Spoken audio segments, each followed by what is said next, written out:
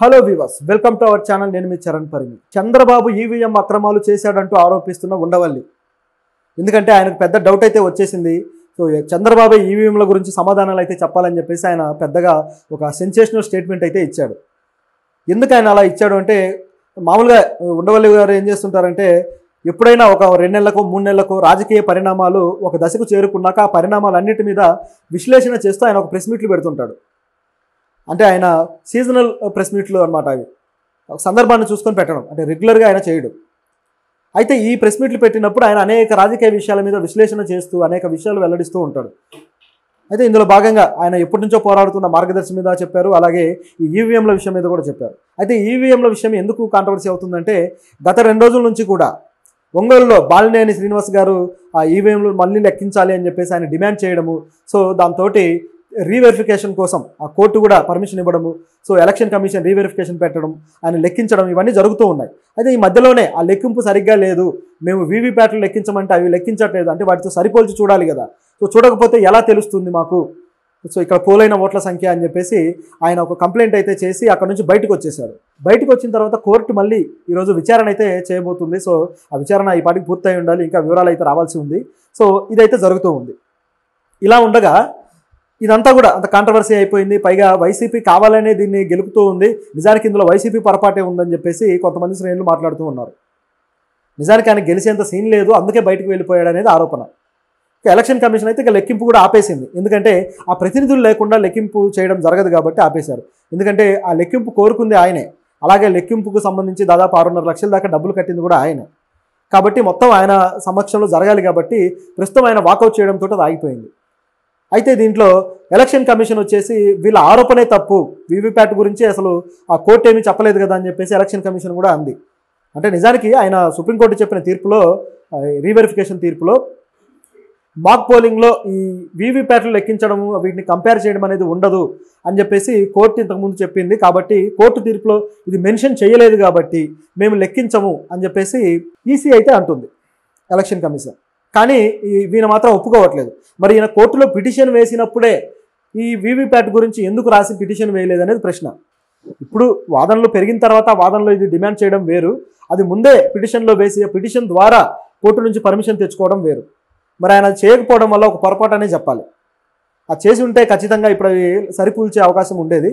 లేకపోతే ఆయనకి డౌట్ ఏమన్నా వచ్చిందా మధ్యలో, మళ్ళీ మనం ఓడిపోతాము కాబట్టి దీన్ని మధ్యలో అర్ధంతరంగా ఆపేస్తే బెటర్ అనుకున్నాడా? గెలిస్తే ఖచ్చితంగా ఆయనకు మైలేజ్ వస్తుంది, కానీ ఆ ఓట్ల లెక్కింపులో తేడా తెలిసిపోతుంటుంది కదా, ఒక 10% లేకపోతే 15% ఆ తేడా కనిపిస్తూ ఉంటుంది. కాబట్టి గ్రాడ్యువల్గా ఖచ్చితంగా చివరికి వచ్చేసరికి మన ఓటమి తప్పదని గ్రహించి ఆయన ముందే డెసిషన్ తీసుకున్నాడా, పరువు పోకుండా? అంటే పూర్తయితే నేను గెలిచి ఉండేవాడిని అని చెప్పేసి దర్జాగా చెప్పుకోవచ్చు, అలాగే పార్టీ శ్రేణుల్లో ఆ మోటివేషన్ అయితే ఇవ్వచ్చు.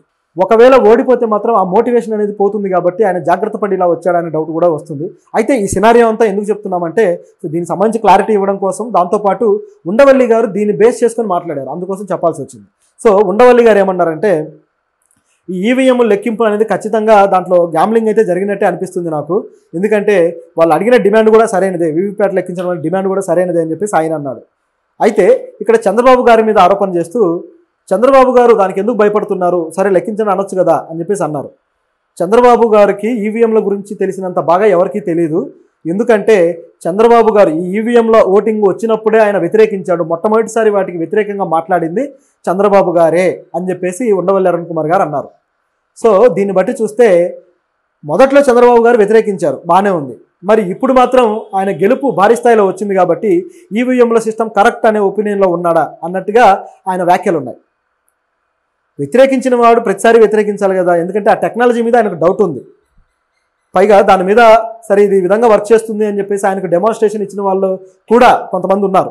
చంద్రబాబు గారికి డెమాన్స్ట్రేషన్ ఇచ్చి అది ఎలా వర్క్ చేస్తుంది, లేకపోతే దాంట్లో ఉన్న అక్రమం ఎలా జరగచ్చు అని. సో అవన్నీ ఆయన క్లారిటీ ఉన్నాయి కాబట్టి ఎందుకు ముందుకు రావట్లేదు అంటే, అక్కడే ఒక మతలబు ఉంది అనేది అరుణ్ కుమార్ గారి ఒక ఇంటెన్షన్, అంటే ఇంటర్నల్గా ఆయన ఫీల్ అవుతున్నది. ఖచ్చితంగా అందులో గ్యామ్లింగ్ జరిగింది అని చెప్పేసి ఆయన ఫీల్ అవుతున్నాడు కాబట్టే చంద్రబాబు గారిని డిమాండ్ చేస్తున్నాడు.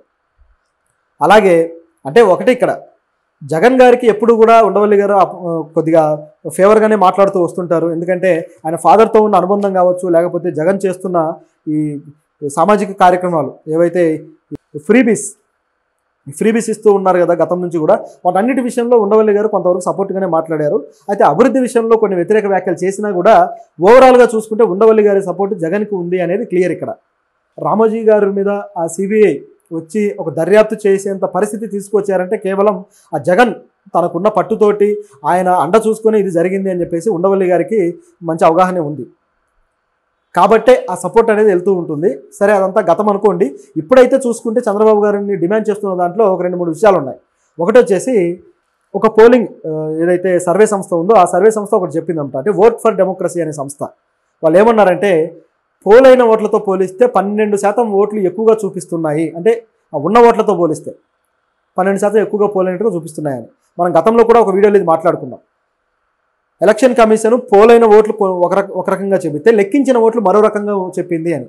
అంటే పోలైన ఓట్లు సపోజ్ ఒక 100 ఓట్లు అనుకుంటే లెక్కించింది ఒక 120-130 ఓట్లు లెక్కించినట్టుగా చెబుతున్నారు. సో ఈ 20 ఎక్స్ట్రా ఓట్లు ఎవరికి పడతాయి? వాళ్ళు ఎవరికైతే అనుకూలంగా ఉన్నారో వాళ్ళ ఖాతాలో వేసుకుంటారు. అది దీంట్లో ఉన్న సినారియో. సో ఆ విధంగా ఈ 12% ఓట్లు ఎక్స్ట్రా అంటే దాదాపు ఇక ఏదైతే రిజల్ట్ ఉంటుందో దాన్ని పూర్తి స్థాయిలో మార్చేసే పద్ధతి. ఆల్రెడీ ప్రతిపక్షానికి ఇప్పుడు 37% దాకా ఓట్లు వచ్చాయి. అలాగే గవర్నమెంట్కి అయితే ఒక 42% దాకా వచ్చినట్టుంది. సో ఇదంతా గమనించి చూస్తే దాదాపు మార్చేసే పరిస్థితి అనమాట. సో అంత ఉంటుంది కాబట్టి ఈ 12% ఓట్లు తేడాని మీరు గుర్తించి దాని మీద కమిటీ వేసి ఎంక్వైరీ చేయాలి, ఈ ప్రభుత్వం ఈ బాధ్యత తీసుకోవాలని చెప్పేసి ఆయన డిమాండ్ చేశాడు. ఒకవేళ వీళ్ళ ఆరోపణ తప్పనిపిస్తే ఇక ఆ సంస్థలు సర్వే చేసే హక్కే లేకుండా దాన్ని నిషేధించండి, ఓట్ ఫర్ డెమోక్రసీ అనే సంస్థని అని చెప్పేసి ఉండవల్లి గారు అన్నారు. అంటే ఆ సంస్థ కరెక్టే చెప్పింది అనేది ఆయన అభిప్రాయం. అయితే దీనికి కమిటీ వేయడానికి వీళ్ళేం రెడీగా లేరు, ఎందుకంటే దీనికి చాలా తలనొప్పులు ఉంటాయి. బహుశా ఇలాగే వైసీపీ కార్యకర్తలు లేదా వైసీపీ ఎవరైతే ఎమ్మెల్యే అభ్యర్థులు పోటీ చేసి ఓడిపోయారో వాళ్ళు బాలినేనిలాగా ఇంకొక 4 సార్లు కేసులు వేసి దీన్ని ఇంకాస్త రచ్చ చేస్తే తప్ప అది కమిటీ దాకా వెళ్ళదేమో. మరి ఆ విధంగా చేస్తే చేయొచ్చు. అలాగే ఈయన మరో విషయం కూడా అన్నారు. ప్రజాప్రతినిధుల చట్టంలోని సెక్షన్ 81 ప్రకారము ఈ స్లిప్పులు ఏదైతే వీవీప్యాట్ స్లిప్పులు కనీసం 45 రోజుల పాటు ఉండాలి.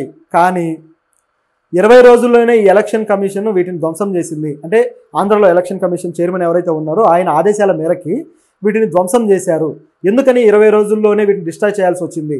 45 రోజులు ఉంచాలి కదా అనేది ఈయన పాయింట్. అంటే ఉంటే ఖచ్చితంగా లెక్కింపు చేయడానికి అవకాశం ఉండేది. వాటి ఎంత ఉన్నాయి, ఎన్ని ఉన్నాయని ఆరోపణ కరెక్ట్గా బయటకు వచ్చేది.